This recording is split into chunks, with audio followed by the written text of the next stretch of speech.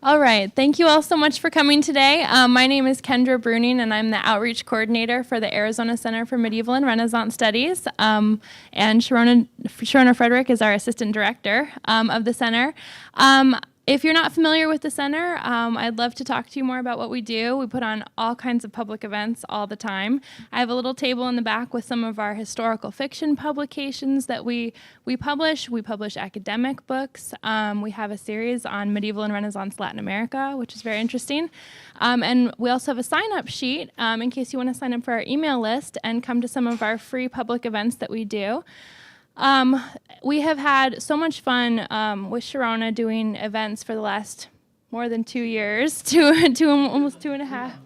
Yeah, 2.5 years, and doing all kinds of fun events. And we go all over the world, anything within 400 to 1750. We do anything from the Middle Ages and Renaissance around the world. So it's a lot of fun. So if you have any questions for me, please feel free to ask afterwards. And please sign up for our email list if you can.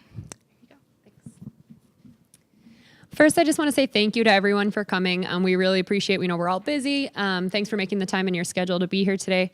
And thank you especially to Sharona Fredrick, my name is Kate, by the way. I'm the co-chair for SPAGRAD, the Spanish Graduate Committee. And we are very honored, and it's our pleasure to have Dr. Sharona Fredrick here today. As Kendra said, that she's the Assistant Director of ACMRS. She has a TEFL certification, BA in Latin American Anthropology, an MA in Renaissance and Medieval History, a PhD in Latin American Colonial and Indigenous Literature, a doctorate in Hispanic Literature from Stony Brook University. The list goes on and on. She also just so happens to be fluent in Spanish, Portuguese, English, and Hebrew, and speaks a little Arabic.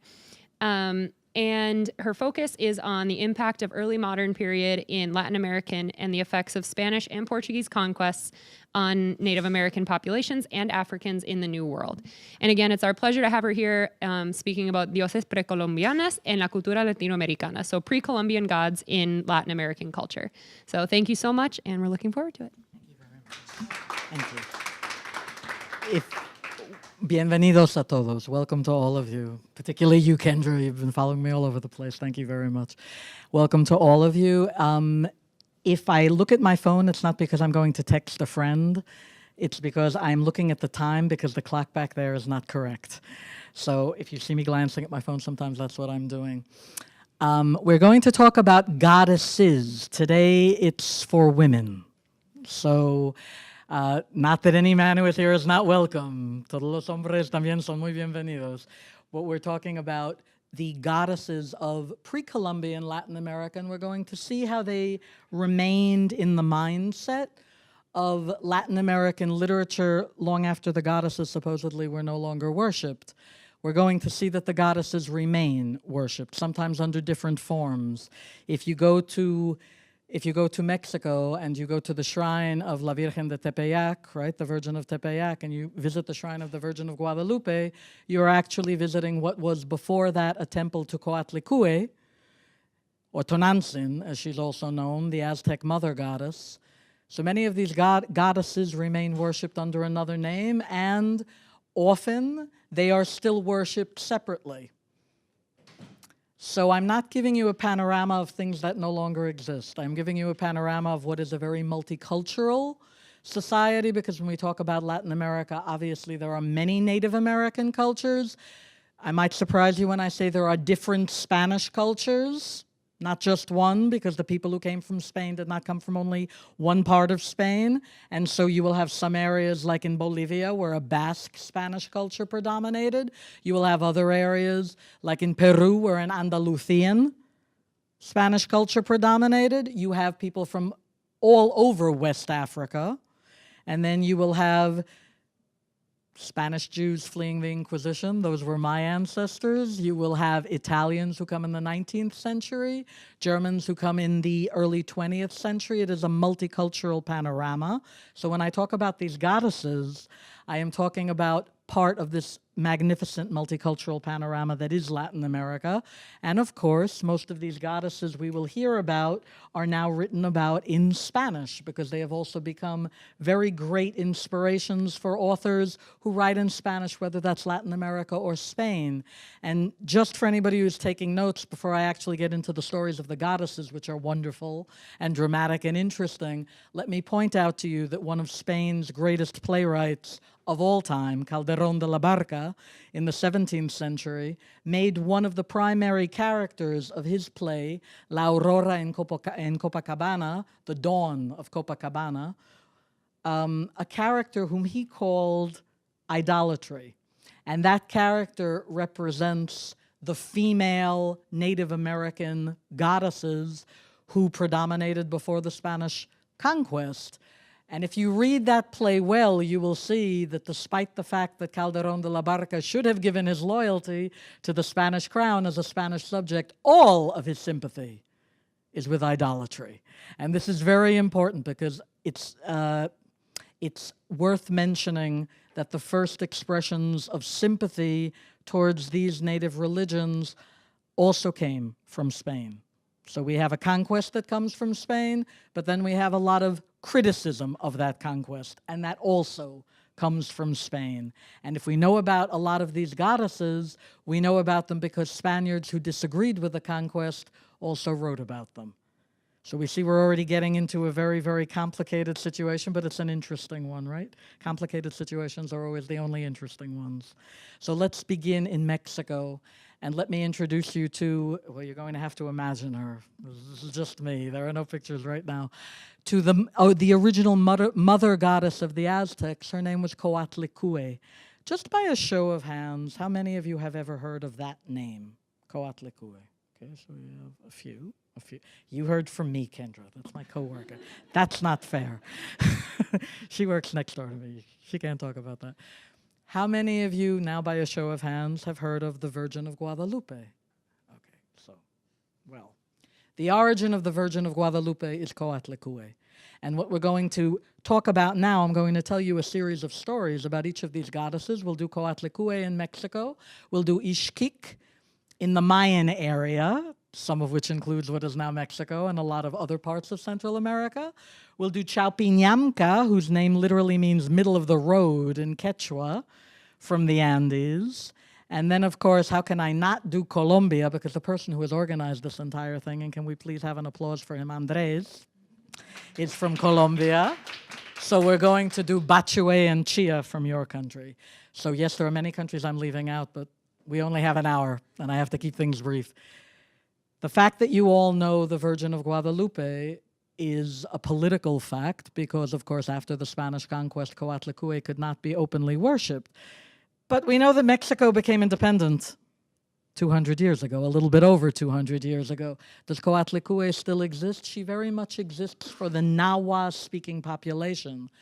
Nahua, or Nahuatl, as it's sometimes called in English, is of course the language which the Aztecs spoke and which is spoken by over 5 million people in Mexico. It is a very, very living language. And there are many variations of Nahuatl spoken by other Native American groups that are not of Aztec origin. Coatlicue has her body formed of snakes. If any of you ever visit the Mexican Museum of Anthropology, which is one of the greatest museums of anthropology in the entire world, you will pause before a huge statue of Coatlicue, which has her body and her head made out of serpents. For those of you who are thinking, ew, serpents, let me give you another type of symbolic reference, because for Aztec thought, the serpent is life, the serpent is rain, the serpent is new life. Why new life? Because a serpent always sheds its skin. So the serpent is not a symbol of death. That's a very Western association. Or perhaps we have a biblical association of the serpent around the tree representing temptation. That is not what it represented for the Aztecs, nor for many of the Native American people. And it's not what it represents for them. It represents wisdom. It represents new life and renewal. So Coatlicue's body is formed of serpents because she is the mother goddess. And she gives birth to humanity with another god who descends from the sky called Mixcoatl. And they have 400 children. This is a very happy marriage. And the 400 children, who are called Huitznawa in Nahuatl, are the stars who ascend to the sky. And so you begin to see you have the origins of the universe here, right? So we have now the mother goddess giving birth to the stars, and as we're going to have in many, many of the Native American cosmologies from Latin America, there's going to be a connection between the stars and human beings. Many of the people of the Andes, like the Mapuche Indians, also believe that we are connected to the stars. It's very interesting if you know that modern-day physics is also finding the connection between the stars and our DNA. So that's also something quite interesting. We don't have time to get into that. But so Coatlicue has 400 children. They become the origins of the solar system. And then one day she comes home and finds Mixcoatl cheating on her. So we see the telenovela, the soap opera, begins in a very ancient time.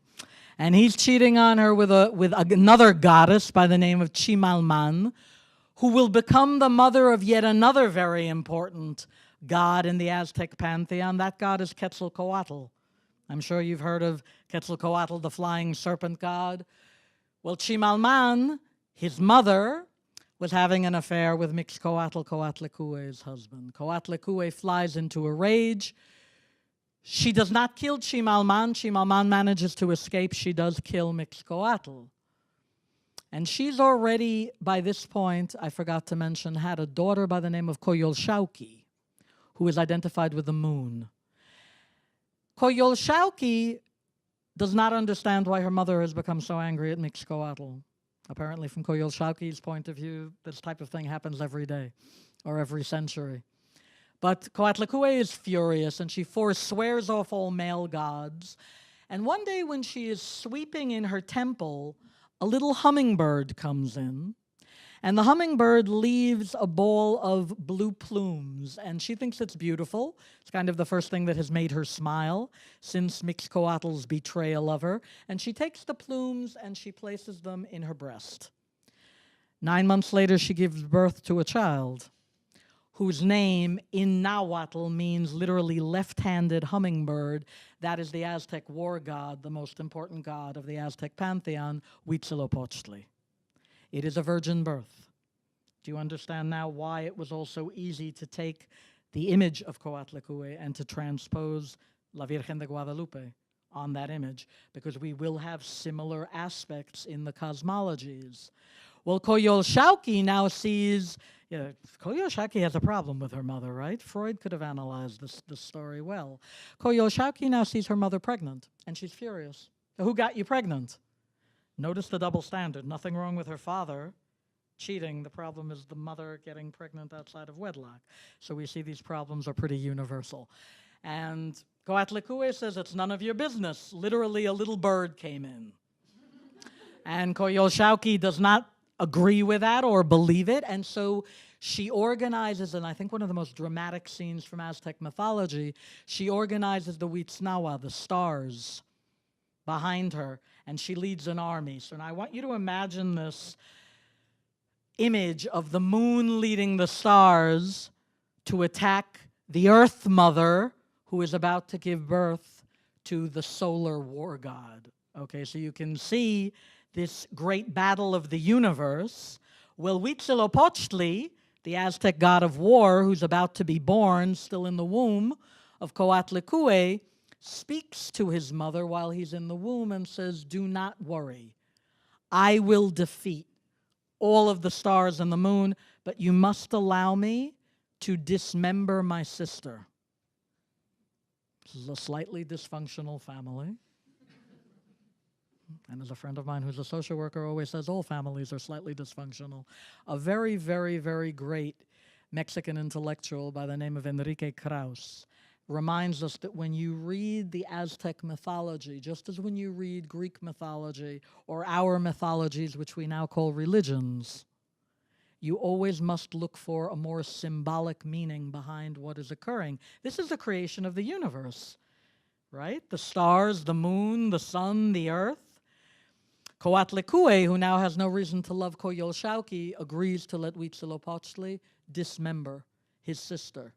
And of course, we know that in 1978, when archaeological work was going on in the Templo Mayor, in the great temple in what is now Mexico City, what was Tenochtitlan, what did the maintenance workers find? And then, of course, they brought in the archaeologist, a magnificent sculpture of the dismembered Coyolxauhqui, which, of course, you can also see the next time that you visit Mexico City. So this myth is a very, very strong and powerful myth in Nahua culture. So the sun dismembers the moon. What is that doing? It's setting the superiority of the planets and of the heavenly bodies. The sun is more powerful than the moon. We have this in the Bible, right? The greater light and the lesser light. The sun is more powerful than the moon. So Coyolxauhqui is dismembered and placed into second-class moon status. Coatlicue will survive, and Coatlicue will go on to be reborn many, many times. One of the avatars of Coatlicue is called Chalchiutlicue, she of the jade skirt. And interestingly enough, that will be one of the original names of the woman who is now known in Mexico as Malinche. And if you don't know who Malinche is, you haven't read any book on Mexican history, so go and read, please. Malinche was, of course, the translator, lover, and mother of Hernan Cortez's son, Don Martin, and she plays a very controversial role in the conquest of Mexico. This connection between the goddess and the real woman is itself a very controversial thing. What we are dealing here with real living ideas. We are not dealing here with a mythology that has died. Even the use of the term mythology is very questionable, isn't it? If we believe in something, it's a religion. If we think it's dead or prefer it to be dead, we call it a mythology. But all of these beliefs form part of people's life systems throughout Latin America. And when I say Latin America, I am including also the American Southwest, which is part of Latin America and North America, just as Mexico is, because the Aztec beliefs were brought here as well by the Chichimec Indians, who are in many, many cases the ancestors of many of our native peoples here, who were in constant contact with the Aztecs. And so when you travel through New Mexico and northern Arizona, you will see an image of something that looks a lot like Quetzalcoatl, like the flying serpent god. That is the water serpent Avanu, who's kind of the cousin of Quetzalcoatl. What do we see from this first myth? Women as powerful, women as strong, women getting into the same problems men get into, and women as warriors. Coyolxauhqui is defeated, but she does try to lead an army against her brother, Huitzilopochtli. And to a certain degree, this is the repetition of day and night, right? Every day and every night, the moon and the sun fighting each other, okay? If we go down the map of Latin America, and by the way, the term Latin America only comes into use in the 19th century, and for anybody who wants to know where it comes from, it was not invented by any Spanish-speaking historian. It's invented by French-speaking historians, welcome, who will use the term to refer to the southern part of America where people speak a language based on a Latin language to differentiate it from Anglo-America. Okay, so that comes in the 19th century, but we'll use the term.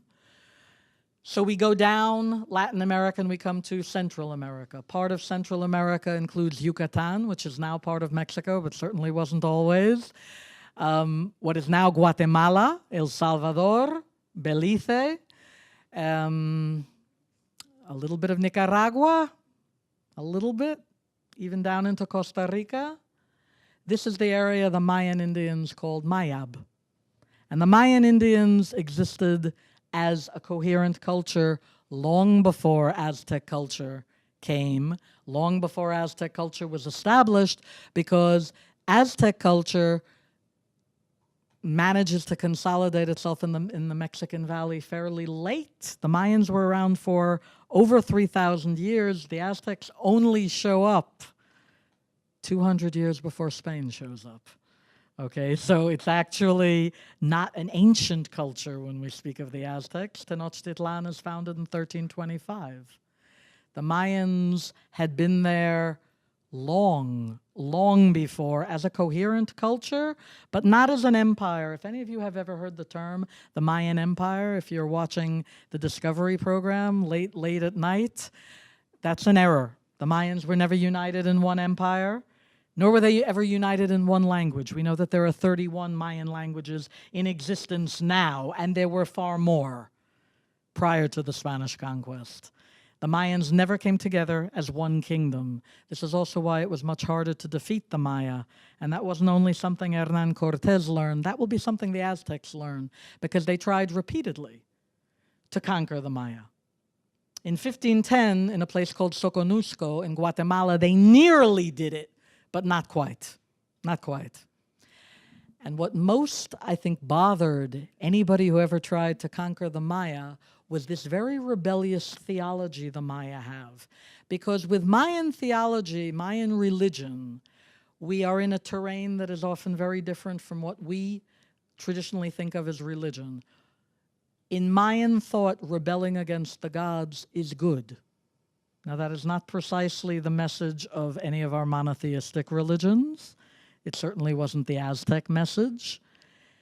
I won't tell you it's the Inca message either, although we'll see in a minute it will correspond to some other of the peoples of the Andes. But for the Maya, the gods are not necessarily good. You do not necessarily have to obey them. And the gods of the underworld, Xibalbá, which in the Mayan language means the place of your fear. Think of that. That's hell. Okay? Not a place where you are tortured by an external devil, but a place where you are afraid. There is nothing that is more hell than your own fears, correct? Xibalbá is the place of your fear.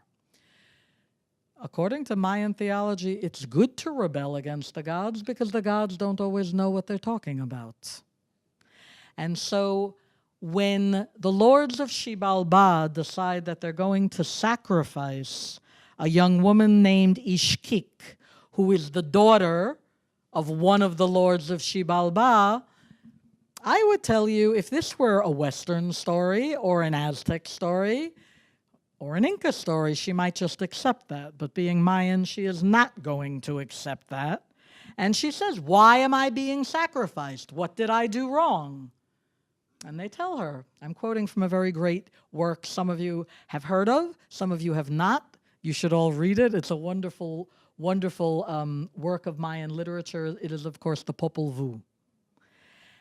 And so they tell her, well, you've gotten pregnant out of wedlock. Now we have this theme again coming in. We saw it with Coatlicue, right? When her daughter Coyolxauhqui, the moon, is furious at her for getting pregnant out of wedlock.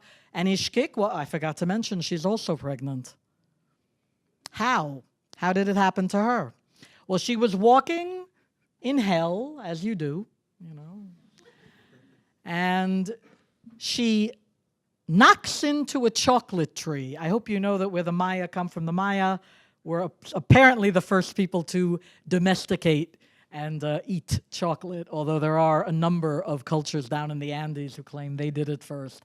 But the Mayans have a very strong connection to chocolate, so anybody eating chocolate, please remember that. Do you know the chocolate doesn't grow on Hershey bars? Okay. So I say this because for me, as an urban child growing up either in Buenos Aires or New York, chocolate grew on Hershey bars. The first time I ever went to Central America, I saw where chocolate really grows. It's on the tree, the chocolate tree, the cacao tree. And the fruit of the cacao tree in Mayan art is often compared to a human head. Well, Ixchel was walking through Xibalbá, and she crashed into a beautiful chocolate tree. And on the chocolate tree was what looked to her like a human head. It could have just been the cacao bean. But she approaches it, and the head, because it is a head, talks to her. It's a skull. It's a skull of a young man named Hunahpu, who was sacrificed by the lords of Xibalbá. And she approaches him, and he says to her, hold out your left hand. So it's this hand. And she holds it out, and she says, well, what are you doing hanging on the tree? And he says, I'm going to make myself immortal right now. She says, how are you going to make yourself immortal? And he says, I'm going to give you my descendants. She says, how can you give me your descendants? You're already dead. And he says to her, there is no life and no death. There is only continuity. This is also showing you the Mayan vision of life, which is a very cyclical vision of life, which also believes in some cases in reincarnation. And Ixchel holds out her hand, and the skull of Hunahpu spits some spittle into her hand. She closes her hand, and 9 months later she's pregnant. We have a theme here now that you can recognize in the cultures of many of the world's people. And the idea of the pregnancy from a supernatural source or a divine source, and of the woman having to defend herself, becomes something that we see in cultures that are completely separated and often had nothing to do with each other. When Ixchel's father, one of the blood lords of Xibalbá, finds her pregnant, he and his friends, bunch of guys, of course, slaughter her. But remember, she's Mayan, and the Mayan rebel all the time. And so she calls to her friends, who were the ones actually scheduled to have her slaughtered, the owls, and she says, come on, guys, don't do this to me. I'm paraphrasing the Popol Vuh. She doesn't actually say, come on, guys. I think you understand that. But she does say, I do not deserve to be sacrificed. You don't want to sacrifice me. And they say to her in the Popol Vuh, you're right, but what can we do? This is an order from the lords of Xibalbá. Now, in many religions, be they Western or Native American or whatever they are, at that point the person would bow their head, and that's that. She doesn't. She says, come, let's make a trick. We have a tree in the forests here, and the tree we call the dragon tree because it produces dragon blood, red resin, once or twice a year. We can make a heart out of that. And the owls say, are you sure that's going to work? And she says, look, not only am I sure it will work, but I will take you out of Xibalbá with me, and you won't have to work for the lords of Xibalbá anymore. How is that? So I free myself, I free you. Done! The owls create a false heart for Ixchel. And if you know, or you're studying, or you're simply interested in learning a little bit about Aztec culture, you know for the Aztecs, that would have had a real meaning because Aztec sacrifice was based on the heart. But the Mayans, again, reject many aspects of that, so they make the fake heart, and the owls take it to the lords of Xibalbá, and there's a magnificent scene in the Popol Vuh where literally, Ixchel is waiting behind a door in one of the chambers of Xibalbá, listening to all of the lords of Xibalbá saying, wow, look at the way that heart is burning on the fire. It's amazing. Boy, she really got hers. Ha, ha, ha. And then she goes out a passageway that the owls have prepared for her, and the owls go up with her. So now every time you see an owl, you know where it comes from. The owls are freed from Xibalbá, and they free her, and she comes up into what in Mayan terms is called Ulu, which in the Mayan language means the middle world. Okay, that's a concept that many writers will use, including a very great English writer called Tolkien, when he writes Lord of the Rings, because that concept is also in Norse mythology and in Celtic mythology. The more that you read of different cultures, I learned as an anthropologist, the more people are, as the great Norwegian anthropologist Thor Heyerdahl used to say, monotonously similar everywhere you go. People really start to blend in with each other because human archetypes are the same. So she's rebellious. As we continue to go down the map, oh, I forgot to mention, Ixchel will give birth to the two hero twins who will completely undo the lords of Xibalbá and put them in their place, which is why human sacrifice ends. Okay, so the story is very interesting. You have actually the attribution of the end of human sacrifice to this woman whose sons later will complete her work, but she begins it.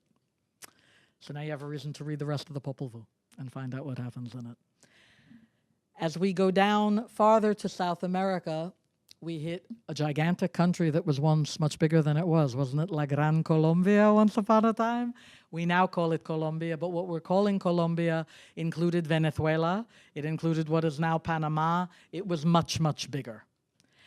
In that culture, one of the most interesting and least known outside of Colombia of all the Indian civilizations existed, and its descendants continue to exist.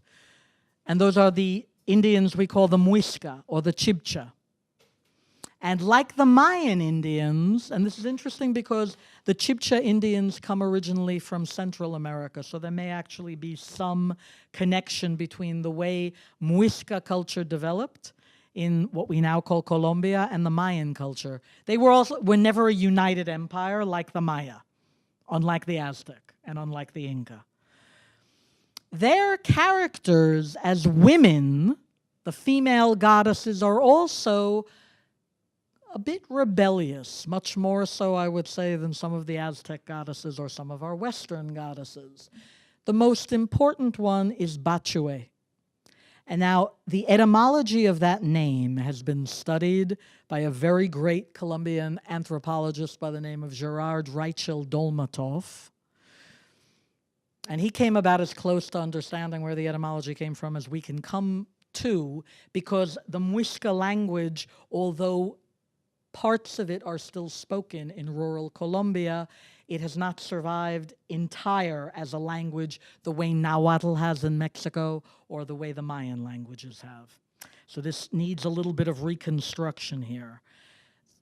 What he has managed to reconstruct from a very great 17th century chronicle written by a Spanish priest, Fray, Pedro Simón, is that the name meant she who basically supported the world on her breast milk. She nourishes the world. The nourisher of the world, or she who lends her breasts to humanity. She is the mother goddess. But we're going to see she's a little bit different than Coatlicue, because Bachué, unlike Coatlicue, who falls in love and gets hurt, which happens, Bachué has a fairly low opinion of men. She thinks they take a long time to grow up. So in the story, she arises from a beautiful lake, I think it's Iguaque, check that, with a 3-year-old companion. She is the woman, he is the boy. And Bochica, the creator god, asks Bachué, why is there such an age difference between you?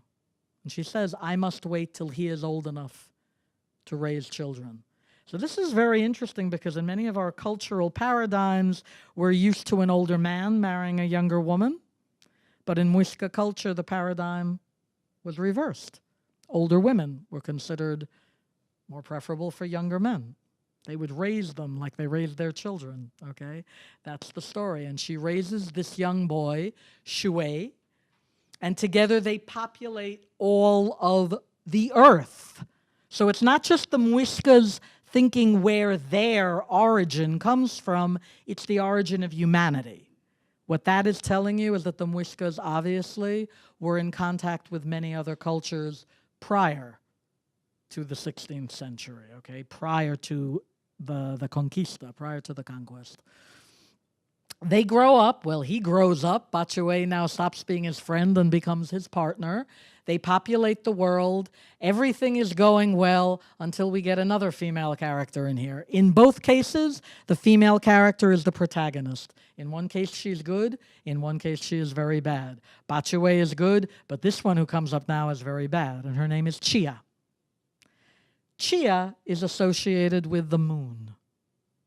Now, the moon will usually be associated with the female in many, many ancient religions. Think for a minute if you know Greek mythology, right? Artemis, the sister of Apollo, or Diana, as she was called by the Romans, the moon goddess. That's usually identified as the feminine principle. Not always, but usually. In this case, Chía, the moon goddess, is evil. And Chía decides to literally seduce half of the world and create chaos. She's evil, but she's powerful.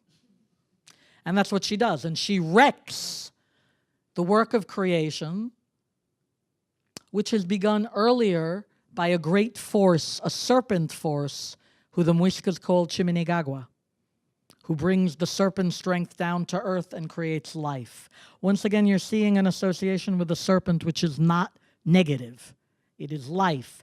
It is the spiral. If you ever see petroglyphs drawings on rocks. You know, Arizona has a magnificent collection of them in the northern part of the state. The Native American petroglyphs with the spiral, in many cases, represent the force of life. But Chía is a little bit more the force of death. And she's made a mess. And neither Bachué nor Xué can solve that mess. So Bochica, who is the teacher god. Now we have interesting aspects of God. Ximinigagua is life itself. Bochica is the personification of that god. And Bochica comes and says, Chía, no, you can't do any more of this. I'm going to take you and put you in the moon. And you're going to be forced for the rest of eternity to shine at night to illuminate that chaos that you've created. And then Xué, Bachué's either very small companion or now her adult husband, who according to the story is 16 years younger than she is, okay, 16 winters younger than she is. He gets the sun. So we have the sun and the moon, and what we have here is the Muisca creation of the cosmology, the creation of the universe, with a very, very powerful place, again, for women in this cosmology. If we continue down the continent, now we go out from Colombia. Colombia has a beautiful Atlantic seacoast, and it has a beautiful Pacific seacoast. And now we're going down, and we're coming to the Andes, the second highest mountain range in the world. We have a very different group of gods. Some of them, just looking at the time, some of them are very male-dominated gods. And those would be the gods we associate a bit more with the Inca Empire, where the chief god was Inti, the sun, and the sun was masculine. Where Quila, the moon goddess, was his consort. Just as in Western religion, where we generally refer to God as he, although that's not always 100% either. But generally in Inca culture, the culture of the great empire that conquers Peru and Ecuador in, according to some accounts, the 13th century, by other accounts, the 14th century, that is a male-dominated culture with a male-dominated cosmology, and the female goddesses are less important. But the cultures that they conquered that never really accepted either Inca domination or the domination of colonial Spain or the domination of the supposedly independent and free governments, which also did not treat the native people very well. So we see we can't always blame only colonial Spain. Once Latin America becomes independent, unfortunately, the treatment of the native people rarely improves. That's an issue that we have to deal with now in this century. But those other people have other stories, and those other stories show a very different vision of women. And the chief goddess among the Yaoyo people of Peru, and we're going to spend some time with her, is Chaupi Namca. Let's take her name apart. Chaupi, in the Quechua language, which was spoken before the Incas. Has anyone here ever heard of the word Quechua before? Okay. Do you usually associate it with the Inca Indians? They adopted the language, but we know from the work of a very fine professor, Rodolfo Ferron Palomino, whose son I think teaches here in the Spanish department, that the Incas did not speak that language originally. Originally, they spoke another language called Aymara, and the Quechua language was spoken in Peru when the Incas get there from Bolivia. So the Quechua name Chaupi Namca is spoken long before any Inca conqueror shows up. Chaupi means middle. Niam is a road. If you ever visit Peru, you will, if you go up to Machu Picchu and you go hiking, you will go up a place called the Capac Nian, which means the Great Road. So that word, Nian, is still there. Chaupi, middle, Niam, Ka, and Ka is a suffix in Quechua which denotes the holy or the divine.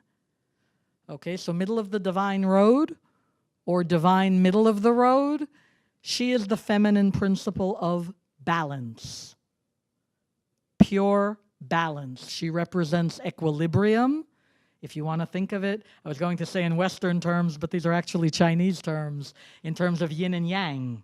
Okay, think of it as perfect balance. And Chaupi Namca is the goddess of fertility. She is the goddess of sex. She is the goddess of love. And she is very contrary and very independent. For instance, she often lies to her worshipers. Now think about this idea for a second. Because when we think of our gods and goddesses, we do not want to think of deities who lie, right? You wouldn't like if you read the Bible and it said, well, God said something to Moses on Mount Sinai, and he had said something else to Jesus on the Mount of the Beatitudes, and basically God was just telling a fast one. God was telling a joke. We would find that very upsetting because our conception of God is an omnipotent deity. Remember, as with the Mayas, people don't always think that the gods are omnipotent or perfect. Chaupi Namca lies. And in the great work of Peruvian non-Incan Indian literature, which is called the manuscript of Huarochirí, we read about how Chaupi Namca lies. She lies so much, the manuscript tells us, that her worshippers often will go to her other two sisters, who are also feminine oracles, to ask them what's really going on, because they know every time Chaupi Namca says something, she'll simply have made it up.